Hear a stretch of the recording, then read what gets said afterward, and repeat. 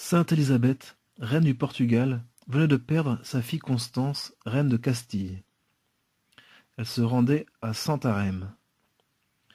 Comme elle passait près d'un bois, un ermite en sortit et se mit à courir derrière le cortège royal, criant qu'il voulait parler à la reine. Les gardes le repoussaient, mais la reine, l'ayant entendu, ordonna qu'on lui amenât.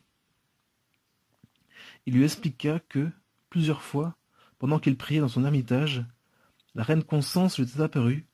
Il avait conjuré de faire savoir à sa mère qu'elle gémissait dans le purgatoire et qu'il fallait dire la messe pour elle tous les jours pendant 1 an. L'ermite se retira et l'on ne le revit plus. Les courtisans qui l'avaient entendu s'en moquaient et le traitaient de visionnaire, de fou et même d'intrigant.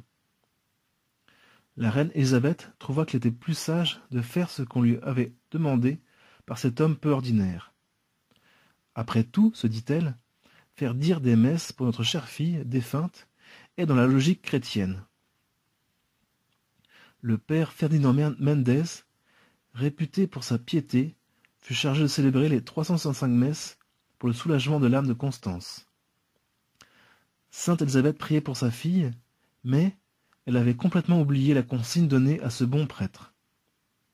Un jour, Constance apparut à sa mère, vêtue de blanc, éclatante de lumière, et lui dit « Maintenant, je m'envole vers la béatitude éternelle. » Le lendemain, Élisabeth alla à l'église pour remercier le bon Dieu de la délivrance de sa fille.